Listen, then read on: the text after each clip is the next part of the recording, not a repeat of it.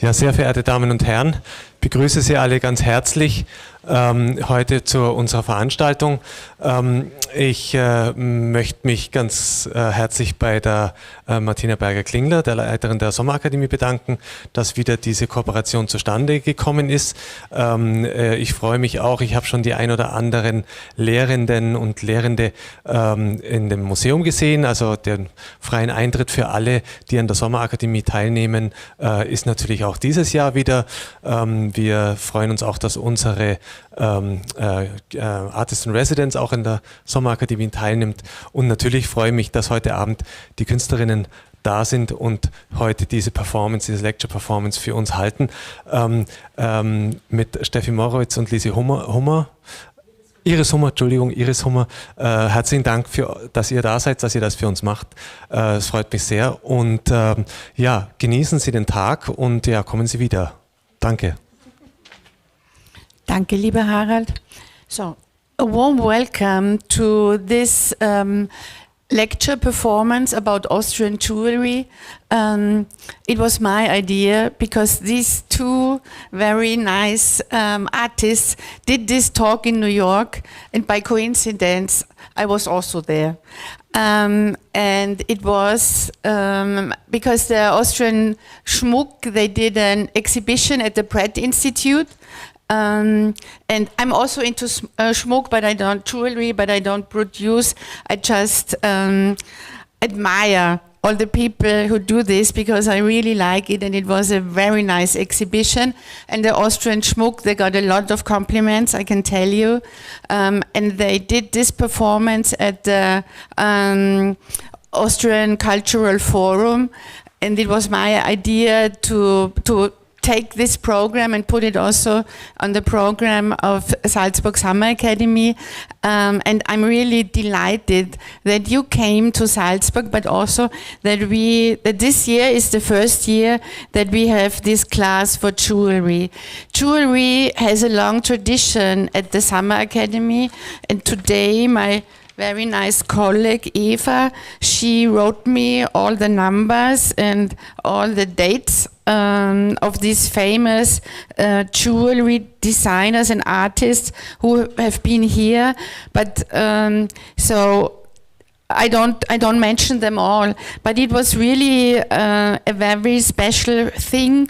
And you will hear some names of artists who have been to the Summer Academy.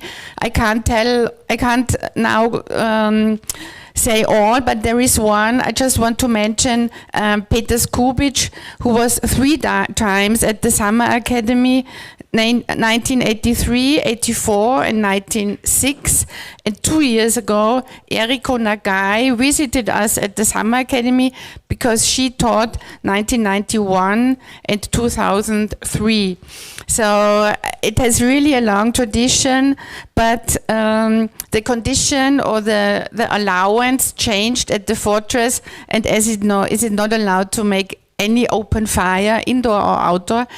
So we had to search for a different place in town, but then it was separated, but the students, they all wanted to be together, and it wasn't so easy anymore to get students, but I really admire Steffi, and so I thought we have to try it again.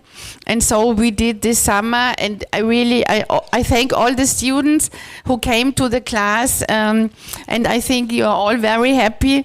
And so we will for sure go on. And yeah, it's a real pleasure also to have Iris Hummer here, and that's all I wanted to say. So enjoy this evening.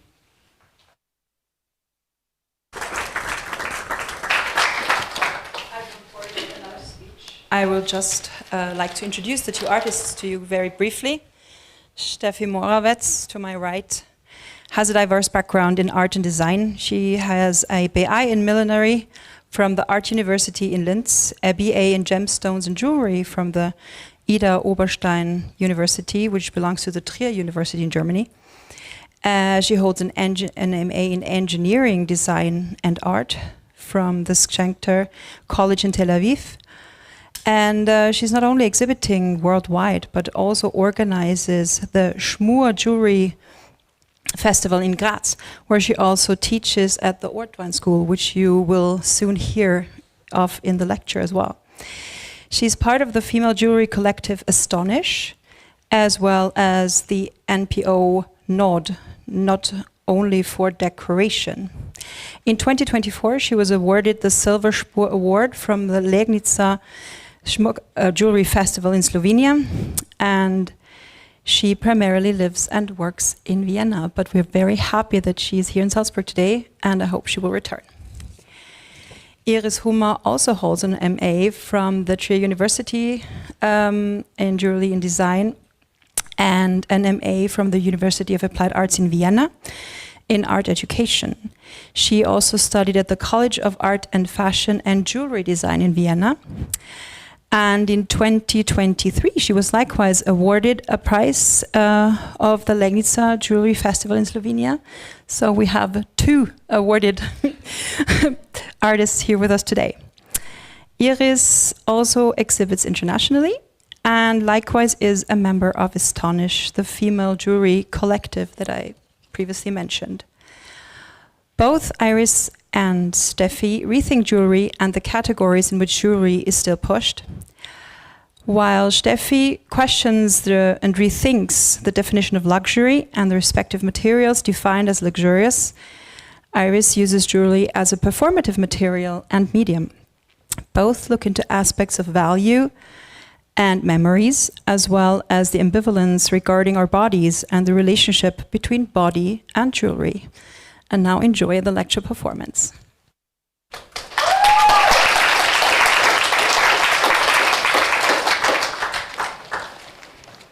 Scene: a Viennese cafe. Two people sit at a small table, cups clink, the espresso machine hisses in the background. They speak like old friends who know the field inside out. Act 1, beginnings. The dream of the Gesamtkunstwerk. Did you see the show at the Museum der Moderne in Salzburg? Charlotte Perriand, a strong woman, worked alongside Le Corbusier for years, barely mentioned in the same breath. And there is a piece of jewelry in the show, a necklace. But let's start with Vienna. It's always Vienna at the beginning, isn't it? Around 1900, silver teaspoons, geometry, the smell of polish and reform. And that unstoppable belief that art could fix life, that a teacup, a chair, a brooch could be all part of a Gesamtkunstwerk.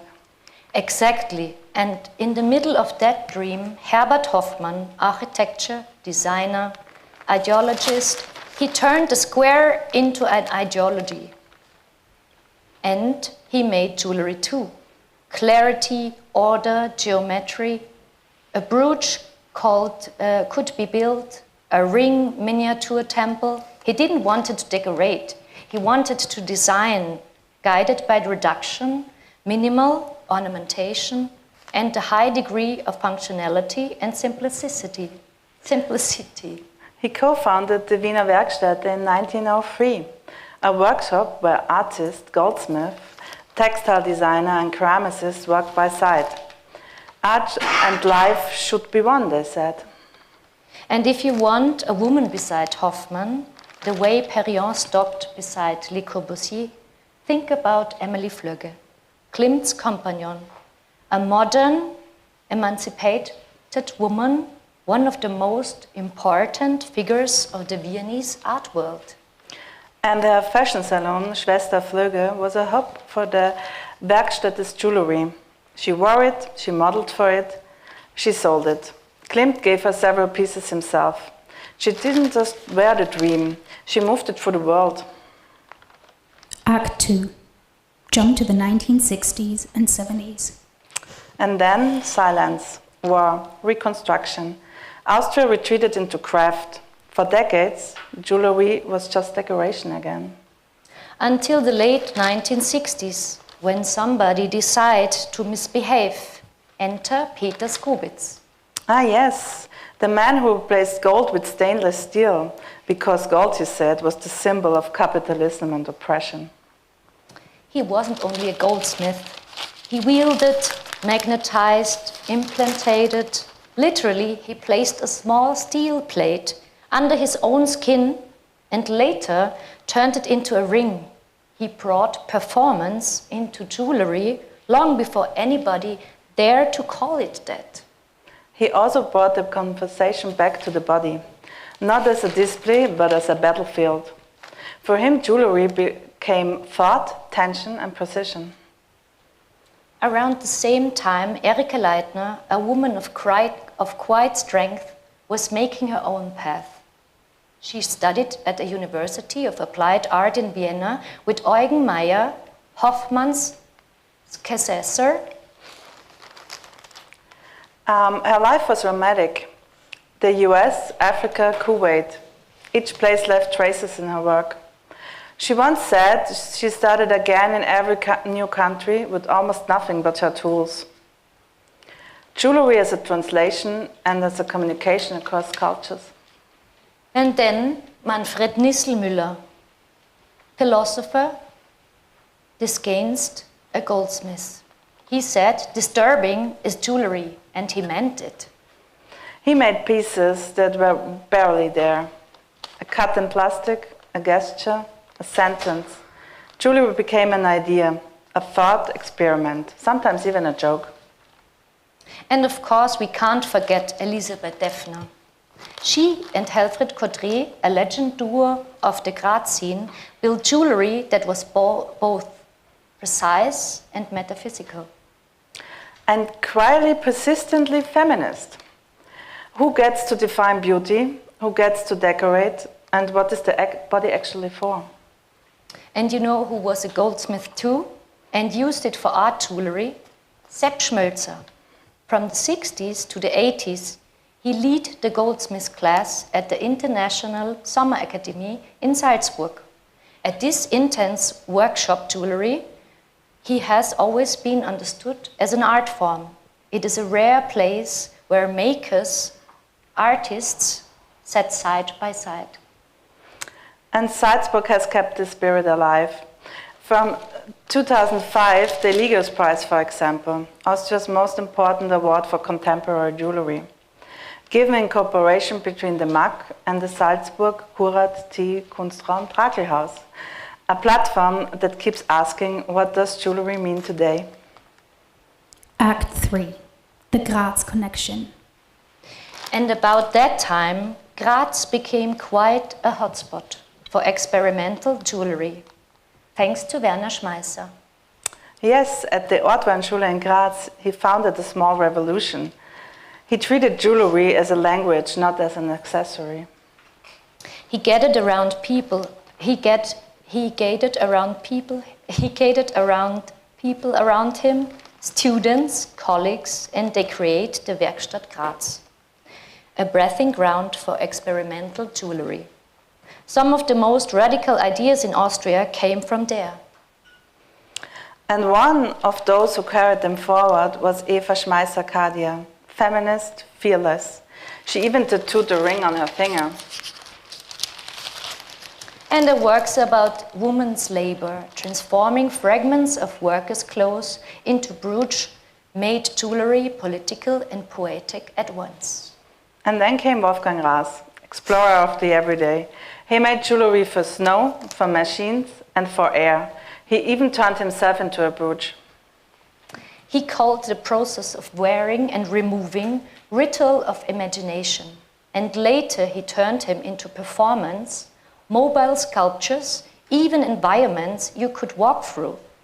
Jewelry was not longer on the body, it was the body.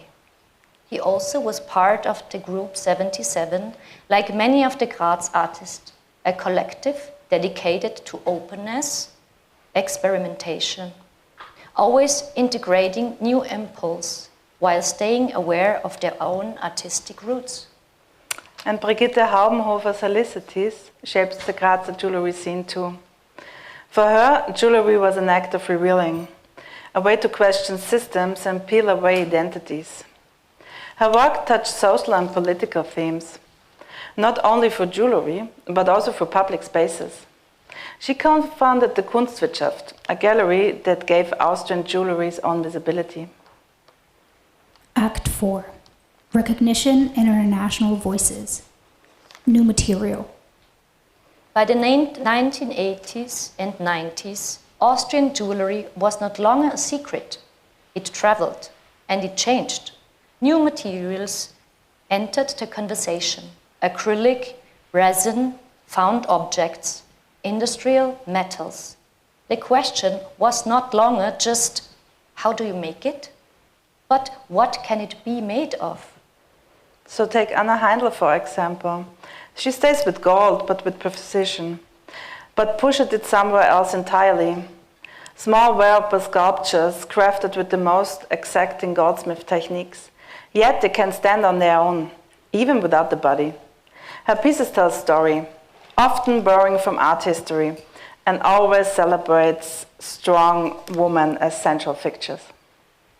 And then there was Jacqueline Lilly, working with ancient glass beads, no larger than 0.5 millimeter. She knots them, bead by knot by bead, under magnifying glass, building her own fabric from scratch. A technique that was practiced in the Wiener Werkstätte almost exclusively by women that Lilly has made entire her own. Or Fritz Meyerhofer, who brought his idea to the London scene and showed that jewelry art could become. He combined acrylic with gold, turning pieces into small architectural models, and sometimes scaled them all the way up in room-sized sculptures that echoed his miniatures. The body, the table, the room, all valid stages. Gabriele Kutschgerer pushed that logic even further. She placed iron directly next to gold, raw and refined in the same piece, indirect tension. And since 1978, she's been translating those same gestures into monumental iron sculptures. The jewelry and the large-scale work are in constant dialogue. One feeds the other and feeds the other. And Gerti Machacek, always balancing humor, form, and gesture. Her jewelry moves with the body. It's serious and playful at once. What strikes me the most about her is her material freedom. She is never fixed to one thing. Whatever serves the idea, she uses. Act 5. The contemporary pulse. And then the 2000s, a new language, still rooted in Graz and Vienna, but in global tone. Eva Teserek, co-founder of Stoß im Himmel, a shared atelier exhibition space, founded 30 years ago, controversial from the start, a real home for contemporary jewelry in Austria, when there wasn't much of one. And Eva, she works like a storyteller. Her pieces are tiny dramas, fragments of Renaissance dreams or Titanic fantasies, all born from found materials and imagination. And Florin Ladstätter was part of that world too, deeply involved in Stoß im Himmel. His work meander between art jewelry and fashion jewelry, jumping from necklace to chandelier. His aesthetic is lush, sometimes dark. Think Le Fleur du Mal in 3 dimensions. And Sonia Bichour, famous for her fashion jewelry, she even designed a crown for Helmut Lang, who was known in New York for his extraordinary, uncompromising approach to fashion. Who works in fashion scene too? It was Andreas Eberharter, until under the label and eye. Futuristic face masks, sculptural cloths, aluminium and crystal. Lady Gaga wore him, Beyoncé too. That says everything. From fashion jewelry to design, Susanne Hammer, her work is between art and design. She always worked with necklaces, playing with movement, tension, and surprising materials. Each piece is like a little wearable story. And Andrea Marx, a Halmschlager, brought fabric into jewelry art. Her process is precise and slow, built on repetition, sewing, layering, building structures, gestures by gesture. You know who worked with fabric too? Doris Manninger. But her approach is rawer, more physical. Her hand is her primary tool. In 1998, she founded Alchemia in Florence together with Lucia Massai, one of the most important schools for contemporary jewelry in the world. Andrea Auer gives workshops internationally and at the WUK, known for oversized pearls made from cling film, jewelry from bakelit, and electric cables. Everyday materials turn into something precise and quite witty. And Margit Hart, for her, jewelry is energy. She speaks of transformation, of fleeting perception to new awarenesses. Her series Momentum is pure vibration, aluminium, agate, silver, and light. She also taught at Herbstrasse, the jewelry art school in Vienna. Meanwhile, Ulrike Johansen turned glamour into critique. Her travel relics, little suitcases filled with treasures, question our desire for beauty and escape. She doesn't stop at gold.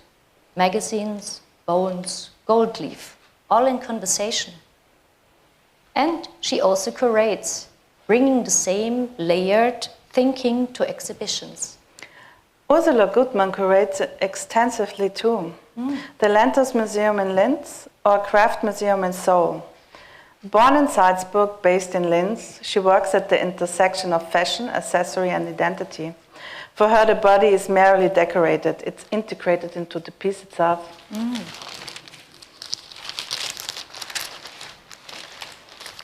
And Beatrix Kaufmann, trained through the legendary Schulin workshop in Graz. She loves turning things upside down, literally. Her work shifts so much across material, approach, that you don't always recognize her signature at first. And isn't it exactly that the point? And Petra Zimmermann, the queen of Schmuck im Schmuck, jewelry in jewelry.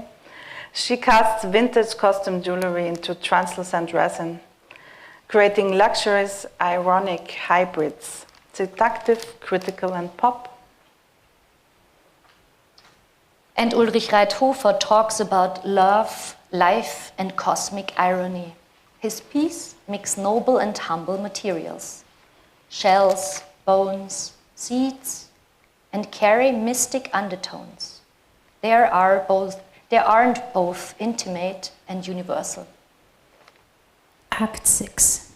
New voices. Something shifted with this generation. There is no longer a jewelry academy in Austria. No dedicated program to study at home. So they left Munich, Amsterdam, Düsseldorf, Ida Oberstein. And they came back, or didn't, but they brought something new with them. Yeah, Christian Hödel studied in München under Hermann Jünger. For him, jewelry is an autonomous art object. He refused the decorative entirely. His pieces are wearable philosophies rather than accessory. He works with cord and string, the simplest possible means to ask the most serious questions. And Benedict Fischer studied at the Rietveld Academy in Amsterdam. His pieces are wearable humor.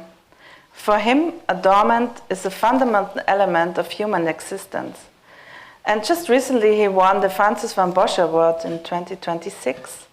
The jury praised him for his profound reflection on materiality, technique, and concept. Constanze Brechtel studied at Düsseldorf under Hermann Hermsen.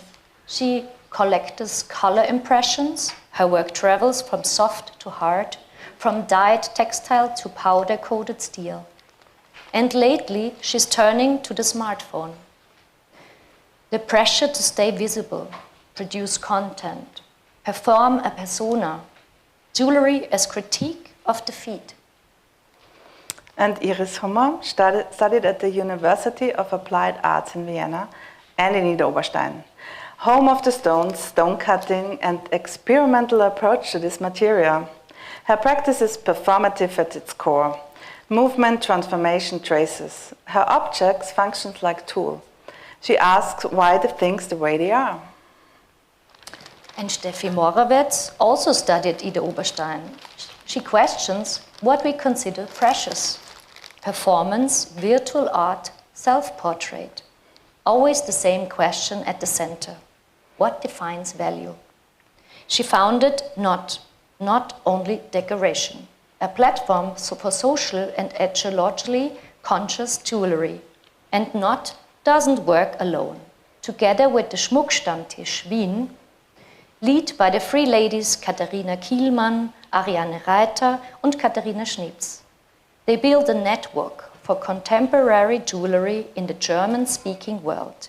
They create space for exchange, discussion, and visibility.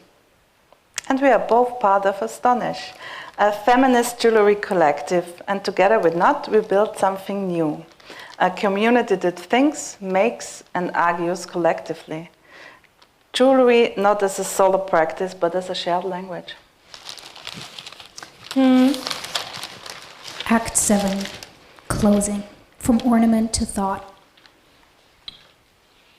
So here we are, a century later, from Hoffmann's perfect square to Reithofer's cosmic jokes. From the Werkstätte to the Werkstatt, from geometry to irony, from gold to plastic. Small country, but full of transformation. Jewelry here was never just adornment. It was protest, poetry, experiment, and reflection. And always a mirror of how we see ourselves, our body, our politics, our time. It's strange, isn't it? You start with a tiny object that fits into your hand and end up holding a whole century inside. Exactly. And as long as people keep asking, what is jewelry? What is art jewelry? The story isn't finished. Well, then let's order another coffee. Oh yes, we still have 20 more artists to argue about.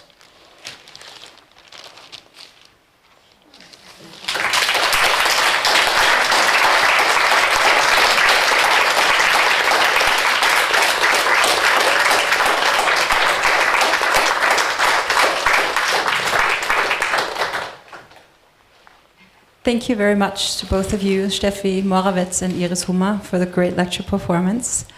I will start off with a few questions myself, and then I will extend to you as the audience to ask your own questions that I might not have thought of in between. Thank you very much for this roller coaster ride through Austrian jewelry art history. We've learned briefly about the quintessence of your own artistic practice, like jewelry as a performance and function, as a tool, as an object, and the questioning of luxury and the value that is often associated with jewelry. What is your personal core definition of jewelry? Well, I believe jewelry is everything. That's why I like it so much. And but it's easier to understand when you hear it in German, because Schmuck can be on a wall, it can be a building, and it can be on a Christmas tree, so it's everything. For me, I would say that jewelry is more like a tool in the sense that you can interact with the object. So you start to get into a conversation because you wear something huge, or you can also question your own way of how you interact with things. So I think that is more like a tool to get into an interaction. Which material or practice in working with jewelry has challenged you the most so far? Not only in a bad way, also in a good way. I think the most challenging was the bloom marks, because to make such an intimate statement of my body, I thought like, oh my God, I will die when they are hanging on a wall. But in the end, they were pretty, and I think it gave me a lot of body positivity, and so then it wasn't scary at all, because the reaction of the people was so positive.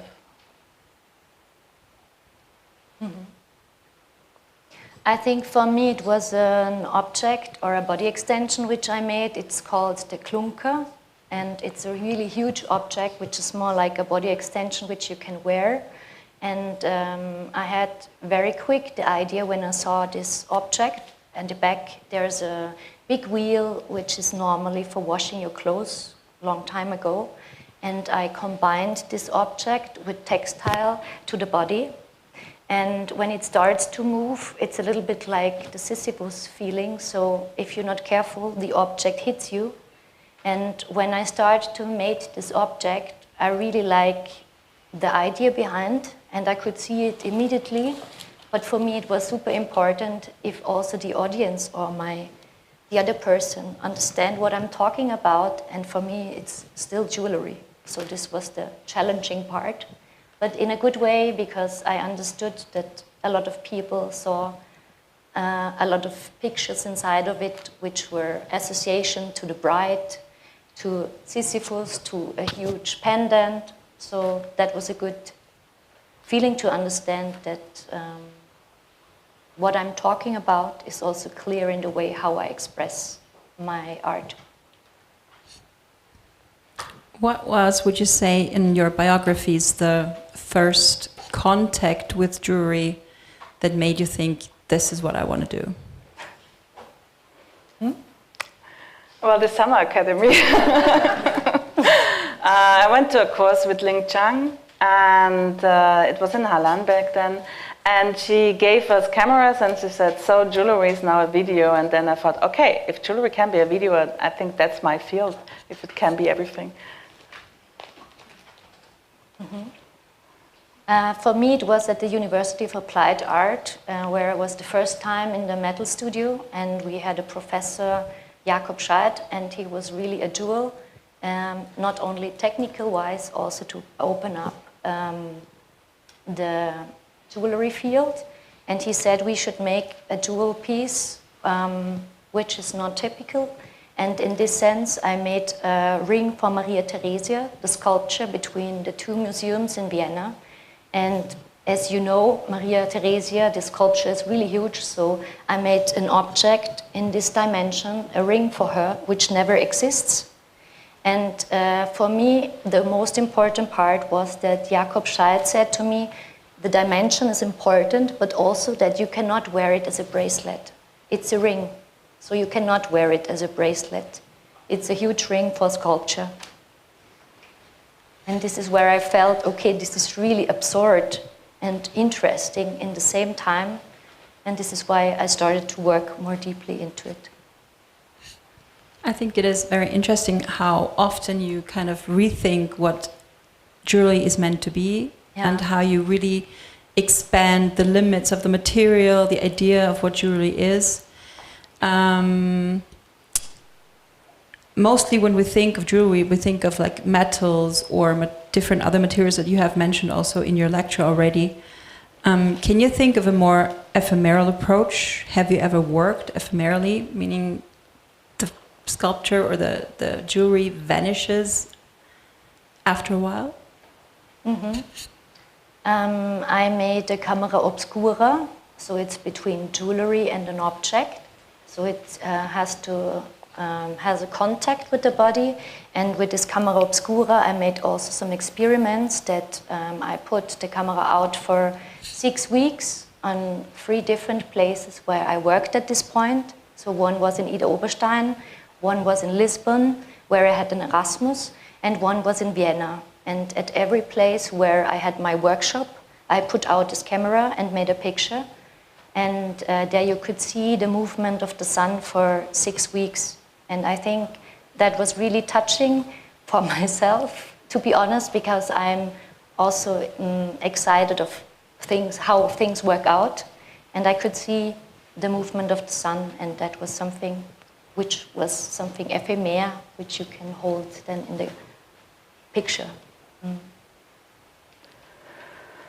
Well, it's my favorite hobby to show goldsmiths that jewelry doesn't have to be set in stone, because they cannot comprehend this. But in a lot of my works, I'm working with that it's a temporary thing, and what if a moment can be a jewelry. So, for example, the fakiring, it works with your hand. The moment you put it down, it's just a box with a hole. I made a series of temporary tattoo to adorn the places on your body that you maybe dislike, to show that you are beautiful in all your whole, but the temporary tattoo will hold for a moment, and it's for you. I made a prayer necklace for the morning of my grandmother, which you turn each prayer bead to dust, and in the end you have just a pile of ashes. And so I fundamentally think that jewelry can be a moment, and it can be a beautiful moment. So for me, jewelry is also a smile.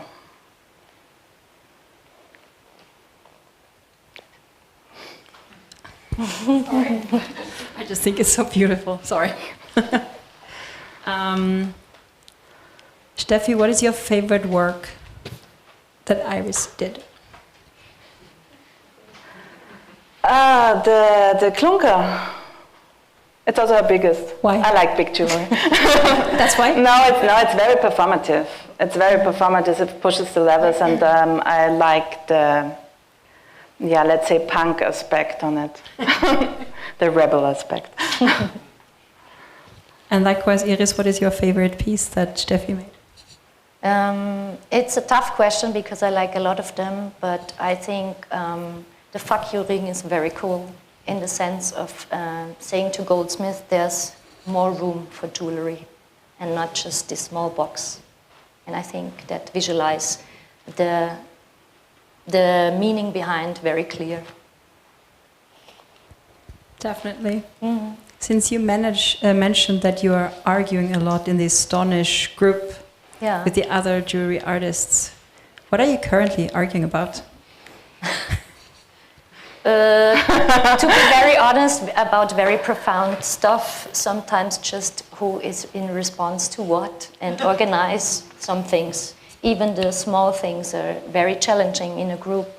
But on the other hand, it's also super important because after you argue, you find out who has which positive things which they can bring into the group, and that we are also very strong together because at the end we are doing an exhibition and we are tired, but we are doing it, and that's the cool part also about the group. Yeah, I think Astonish, we never argued about what we make because we accepted all kinds of jewelry. Everybody could do what they want. We more argue about the organizing stuff. I mean, we are talking a lot about our projects in the sense sometimes also 2 of us, then 3 of us, sometimes the whole group. But I think what Steffi meant is that we let the things stay, but we question the meaning behind some stuff. And I think that's very helpful because otherwise you're just alone in your own studio and thinking in a circle sometimes. And so it's a little bit more a process because Steffi asked a challenging question which came up before the audience asked this question. And then I have to think about, or the other way around. Do you also work collaboratively on one work piece? No, but we always put the topic, and everybody has to make works to this topic that can be very different. And we have project meetings about that, where we try to ask the hard questions and bring it further and bring another approach. And I think this is something you have in university and you don't have if you're out of it. So we kind of built our own little project talks. Yeah. So I would like to expand or extend now the questions to the audience. Who would like to ask a question? I have a few more, but I would like to include you too. Don't be shy.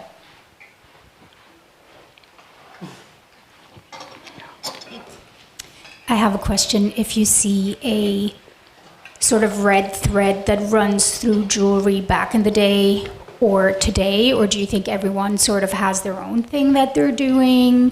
Like, is there anything that all these people in Austria right now have in common? I think what they have in common is that Austria has a big tradition and a long tradition, and is more like a historical museum sometimes. So I think we have to question and argue a lot about traditions, but in a way that's good, because if you have a positive or negative side which is scratching on your own ideas, I think that's a good thing to think about. And I think this is what we have in common, that we question things. Yes, because otherwise it's like really different approaches of what jewelry can be. That's always what I loved most about the scene.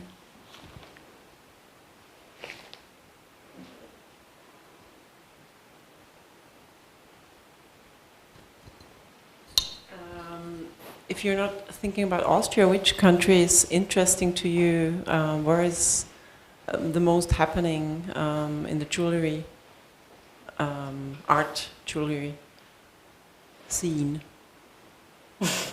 I'm curious what Steffi will say. Well, I would say Germany. They have 8 universities and I don't know how many schools, and art jewelry really has a place there. Actually, all surrounding countries have a very, very good place. University and schools and museums. Yeah, and also in Munich there's always once a year the fair where there's a lot of things happening. And I think what's there also fruitful is that they have a long tradition, so they respect also the contemporary field a lot in comparing to the traditional form of jewelry. And it's a nice place to bring also the whole scene together. And I think this is also something super interesting. But also in the Netherlands, I think they are super nice people. And what's there really refreshing is that, because we are here in the museum, that they combine contemporary jewelry with paintings, with sculptures. And I think this is so important that they open more for different areas. And it's not like, oh, this is the jewelry exhibition, and there you see sculptures.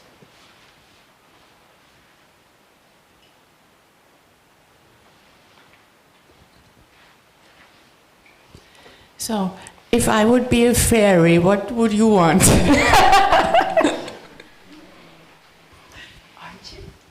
I think, like I said before, a cool exhibition with a lot of different angles of art, and that we are just a part of it without questioning it. I think that would be a nice fairy tale, maybe reality. Well, I want a university. Yeah, that's a good one. Yes. Steffi, always thinking big, I like it.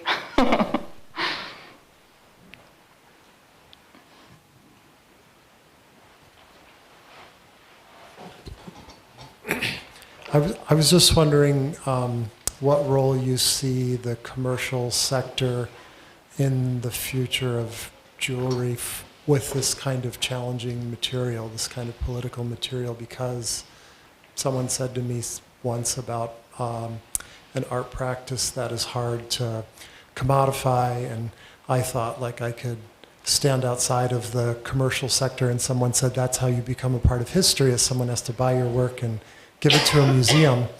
And I wonder if you guys have any thoughts about the relationship to the commercial sector, selling things, it becoming a commodity, and how that relates to more political jewelry or content-forward work. Also, thank you for your talk. So I think that art is a mirror of society, and that we are in a unique position to change something. So I think jewelry art should think about how we use materials in the future. So if you think about that you have a tiny, tiny, sparkling little rock that is actually not that rare, and you trade it for a hole in the ground that you can see from space, you should think about the next generation if this is really value. And value in general is a story you can believe in, because money is just pretty printed paper.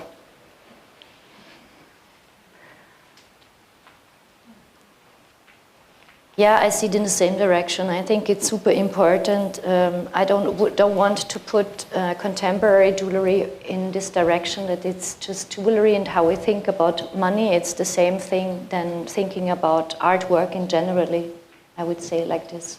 And like Steffi said, especially as we see after our small little Austrian back view, I think we are the person who take the material and decide what's valuable or not.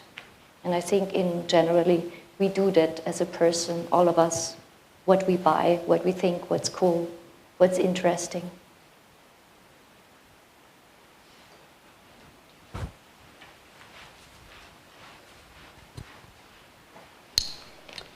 As a similar question, but like as a jewelry is more like of a luxury object in our culture, but from a perspective that you have as an artist, and imagine you're the salesperson that is trying to sell someone who's going to wear the jewelry, and as an artist, what are you going to sell to tell a person, not sell, tell a person how to treat the jewelry, how to choose a jewelry, like how to find it for yourself?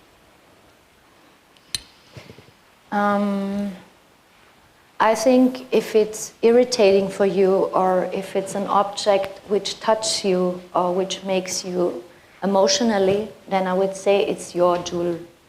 Because I think jewelry is something very personally, and it also has a lot of meaning in the sense why you choose it. And I think this is super personality, personal. And if you also want to say something with your jewel, then for me it's a cool tool and a cool object. And I think the awareness of what you take on your body is also super important at this point. It's the same what you want to wear, what kind of shoes, what kind of clothes, what you eat. It's very close to you. I also think that it's very important what you wear, and I think jewelry can really empower you, same as clothes. You can feel very strong or very powerful or very chic and like an art dealer. So I think it's always kind of connected to emotion. It also can tells you stories and tells you your history or your heritage. So I think, it's something very personal, and choose wisely because you can change the world with it.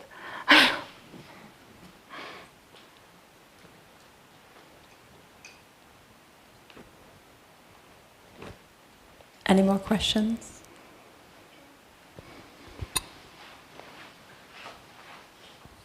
If we're already on capitalism topic, what do you feel and think towards jewelry from sites as Temu, Shine, and etc.?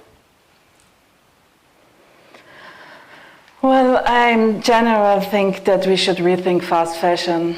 It doesn't matter if it's jewelry or clothes. I mean, if you think about that, you can buy, let's say, a scale from Amazon for 10 euros.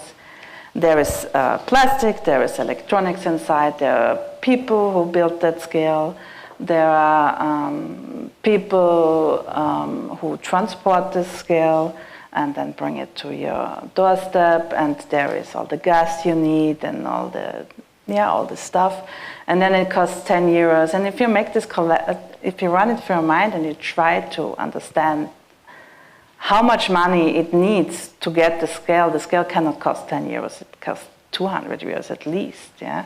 And then it's a very cheap labor. So then I think you should rethink if you want to give this labor for 50 cents a day. So that's my answer. I also think that when you think about people who cannot afford so much for a piece of jewel, we could think also in the other direction and think, okay, maybe you can think what could be a jewel.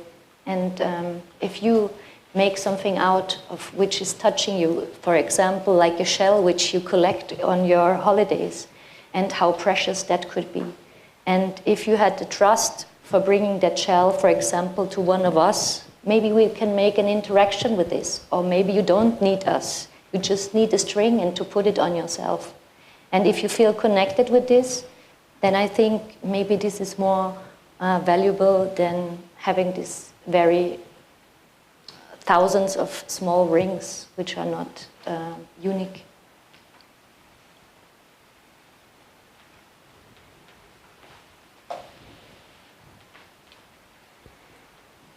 Most of the people that you have mentioned in your lecture are people you know personally and have been in contact with, exchanged with for a very long time. If you could bring back any person from the past whom you could not meet, who would that be? From past? Yes. From the lecture or from? Any person? time, any country, somebody who really would love to talk about jewelry. And why? Well, I would say Valley Export. Yeah, I wanted to say the same. I just missed her. Yeah, I would say the same. And I think she's the first jewelry artist, by the way. And maybe we should really have a talk with her in this sense, to ask her where for her is the line between body, performance, or if she would just laugh about us and said, like, what are you talking? I'm not making jewelry. So I would like to ask just some question about these boundaries, let's say it like this. Any more questions? It's your last chance. Oh. Thank you so much. Thank you, Stephie Morawetz. Thank you, Iris Hummer. Thank you all for coming. It's been really a joy having you here. I hope you're coming back. Maybe those of you who have been too timid to talk now might take the chance to talk to the artists afterwards. I wish you a great evening and hope to see you soon. Thank you.